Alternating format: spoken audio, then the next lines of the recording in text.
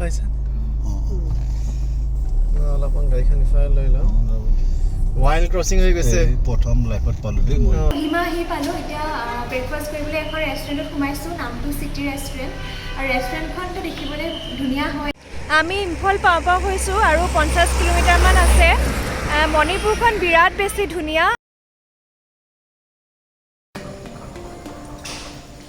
Hello' everyone welcome back to the channel আপোনালোকৰ মাজলৈ আৰু এটা ট্ৰেভেল ব্লগ লৈ আহিছোঁ আমি আজি যাব ওলাইছোঁ মণিপুৰ আৰু যদি একো ক'ভিড ৰেষ্ট্ৰিকশ্যন নাথাকে তেনেহ'লে হোপফুলি আমি বাৰ্মা বৰ্ডাৰ টাচ কৰিম আৰু বহুত বেছি এক্সাইটেড হৈ আছোঁ তেনেহ'লে বেছি কথা নাপাতো ব'লক ভিডিঅ'টো ষ্টাৰ্ট কৰোঁ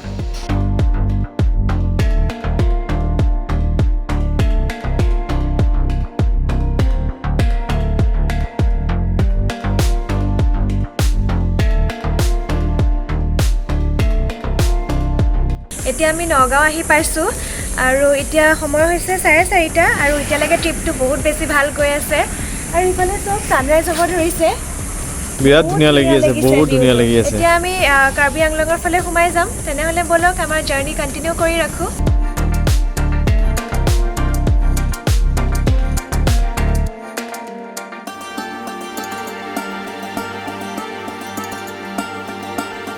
হেল্ল' গাইজ এইখিনিতে মই এটা কথা কৈ লওঁ ভিডিঅ'টো অলপমান পজ কৰিছোঁ মণিপুৰলৈ আমি গৈছিলোঁ 2021 চনতে অক্টোবৰ মাহত বহুত দিন হ'ল 2 বছৰে হ'ব হৈছে আৰু আমি তেতিয়া ভিডিঅ'টো অলপমান অসুবিধাৰ কাৰণে আপোনালোকৰ মাজত দিব পৰা নাছিলোঁ এতিয়া মই ভিডিঅ'টো দিয়াৰ মূল কাৰণ হৈছে আমি সকলোৱে জানো আজি কেইবামাহৰ পৰা মণিপুৰৰ অৱস্থা ভাল নহয় মণিপুৰত বহুত বেছি বেয়া চিটুৱেশ্যন হৈ আছে সকলোৱে জানো তাৰ বাবে আমি বহুত বেছি দুখিত এনেকুৱা হ'ব নালাগিছিল কিন্তু আমি নিজে গৈ মণিপুৰত নিজে অভিজ্ঞতা লৈ আহিছোঁ মই এইটোৱে ক'ব বিচাৰিছোঁ যে মণিপুৰখন বহুত বেছি ধুনীয়া এখন ষ্টেট আৰু তাৰ মানুহবিলাকো আমি বহুত বেছি ভাল পাইছিলোঁ বহুত ফ্ৰেণ্ডলি পাইছিলোঁ মণিপুৰত গৈ আমাৰ সঁচাকৈ বহুত বেছি ভাল লাগিছিলে সেইটো কাৰণে মই আচলতে ভিডিঅ'খিনি এতিয়া দিব বিচাৰিছোঁ যিহেতু এই ঘটনাসমূহ আমি কাগজে পত্ৰে নিউজে সকলোতে পাই পঢ়ি আহিছোঁ আমাৰ মনত কোনোবাখিনিত অলপমান হ'লেও বেয়া ভাৱ এটা সোমাইছে মণিপুৰক লৈ সেইটো কাৰণে মই ভাবিছোঁ ভিডিঅ'খিনি দিওঁ আপোনালোকেও জানক মণিপুৰখন যে কিমান ধুনীয়া তাৰ মানুহবিলাকো কিমান ভাল আমি এইটোৱে আশা কৰোঁ মণিপুৰখন আকৌ আগৰ নিচিনা হৈ পৰক আমি আকৌ মণিপুৰত গৈ ধুনীয়াকৈ থাকি মেলি আহিব পাৰোঁ আৰু মণিপুৰৰ মানুহখিনিৰ মাজত আকৌ আগৰ নিচিনাকৈ ভাল ভাৱ সোমাই পৰক মিলা প্ৰীতি হৈ পৰক তেনেহ'লে ব'লক ভিডিঅ'টো আকৌ আৰম্ভ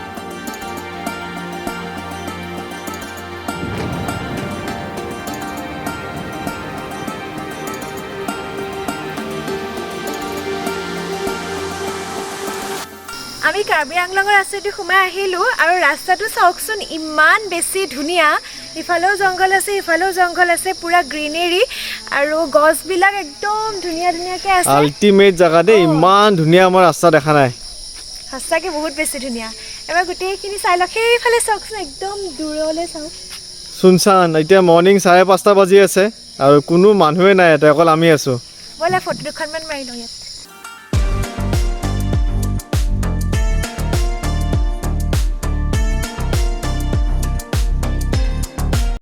আমি আহি থাকোঁতে ৰাস্তাতে হঠাতে বনৰীয়া হাতী পাৰ হৈ গ'ল আমাৰ গাড়ীখনৰ ফ্ৰণ্টেদি ভয়ো লাগিছিলে কাৰণ এনেকুৱা অভিজ্ঞতা আৰু কেতিয়াও আমি হোৱা নাছিলে আজিয়ে প্ৰথম টাইম দেখিলোঁ আৰু শুনিহে থাকোঁ তেনেকৈ আজি প্ৰথম আমাৰ গাড়ীৰ সন্মুখেদি পাৰ হৈ গৈছে কিন্তু সিহঁতে আমাৰ একো অনিষ্ট কৰা নাই মানে আমাৰ ফালে গুৰুত্বই দিয়া নাই নিজৰ ৰাস্তাইদি গৈ আছে আৰু 2টা গৈছিলে হাতী ডাঙৰ ডাঙৰ তাৰপিছত অলপ টাইম ৰখালোঁ আৰু যাব নেকি চাই পেলাই আৰু যোৱা নেদেখি পেলাই আমি লাহে লাহে এতিয়া আগবাঢ়ি গৈ থাকিম কিন্তু সঁচাকৈ বহুত বেছি ভাল লাগিলে এইটো অভিজ্ঞতা কৰি পেলাই ব্লগত দেখা পাব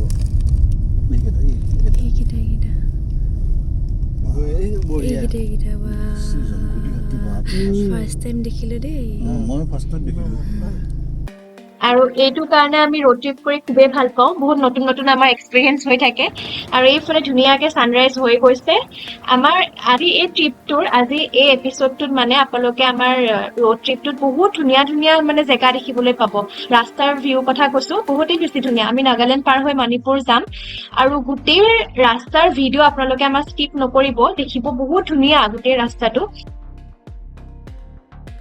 আৰু চাওকচোন অলপমান ডিষ্টেঞ্চতে এইফালে পুৰা কুঁৱলী মানে ৰাস্তা দেখাই নাপায় ভালকে সেইখিনিত ইমান ৰ'দ দিলে আৰু এইখিনিতে অলপ দূৰ আহিয়ে কুঁৱলী ৰাস্তা দেখাই নাপায়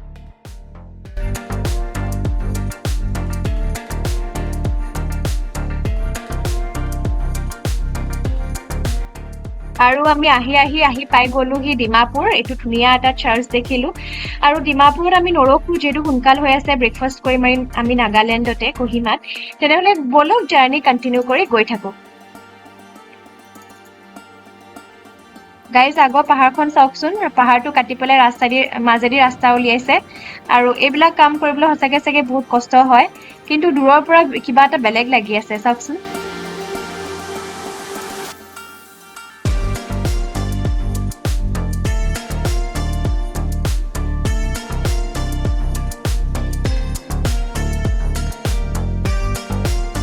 আমি কোহিমা আহি পালোঁ। এতিয়া ব্ৰেকফাষ্ট কৰিবলৈ এখন ৰেষ্টুৰেণ্টত সোমাইছোঁ, নামটো চিটি ৰেষ্টুৰেণ্ট।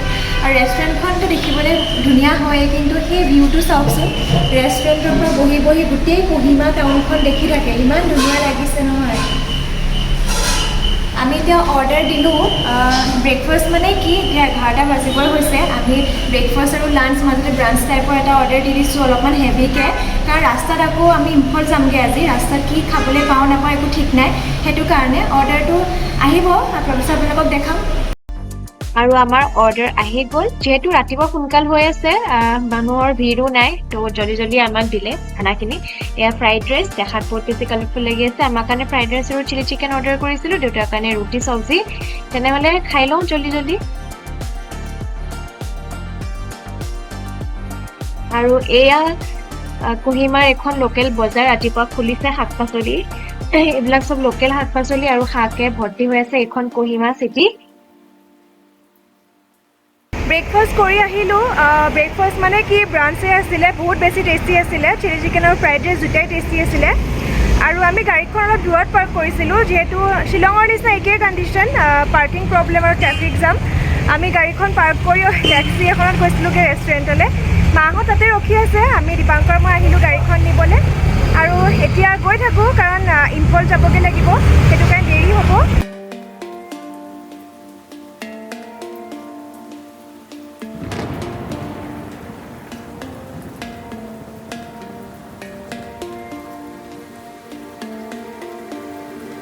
আমি ইম্ফল পাওঁ হৈছোঁ আৰু 50 কিলোমিটাৰমান আছে। মণিপুৰখন বিৰাট বেছি ধুনীয়া। আৰু সেই মোৰ পিছফালে যে দেখিছে ধানৰ খেতিবিলাক, তেনেকুৱা ঠায়ে ধানৰ খেতি আছে। ইয়াতে ধান খেতি বহুত বেছি হয়।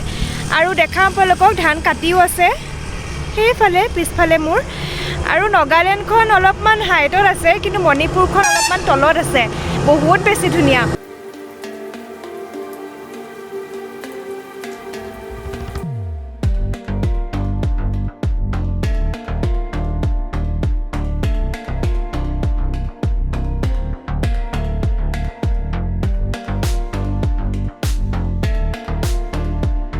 হেল্ল', আমি ফাইনেলি ইম্ফল পালোহি। আৰু পালোহি মানে 4:30 মানতে পালোহি, কিন্তু হোটেল বিচাৰি এখন পালোঁ। বহুত ধুনীয়া হোটেলখন, নামটো ক্লাছিক গ্ৰুপ অফ হোটেল। আৰু বহুত ভাল লাগিছে সঁচাকৈ হোটেলখন। মা সেইফালে বহি আছে, তাতে আমি ৱেইটিং কৰি আছোঁ আমাৰ ৰুমৰ কি দিলে আমি ৰুমত যাব পাৰিম।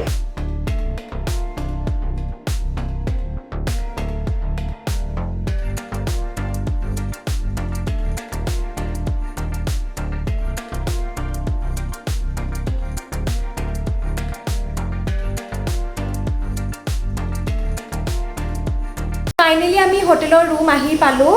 ৰুমটো ধুনীয়াই হয়। আমি ভাবিছিলোঁ লৰালৰিকৈ অলপমান ফ্ৰেছ হয়, মাহঁতে ৰেষ্ট ল'ব, মই আৰু দীপাংকৰে গৈ পেলাই অলপমান ইম্ফল চিটিখন টাউনখন চাই আহিম। কিন্তু ইয়াতে হোটেলত মই সুধিছিলোঁ, ৰিচেপশ্যনত সুধিছিলোঁ যিজন মানুহ আছে, যে তেওঁ ক'লে যে 7:30লৈকে খোলা থাকে, তাৰপিছত গোটেই মাৰ্কেট এৰিয়া চব বন্ধ হৈ যায়। আৰু 8:30টো কমপ্লিট বন্ধ হৈ যায়, মানে গোটেই শুনচান হৈ যায়। তো সেইটো কাৰণে লাভ নহ'ব গৈ পেলাই। আৰু আমি যিহেতু ভাগৰো লাগিছে, দিনটো জাৰ্ণি কৰিছোঁ, আমি ইয়াতে হোটেলৰ ৰেষ্টুৰেণ্টতে আমি ডিনাৰটো কৰি লওঁ।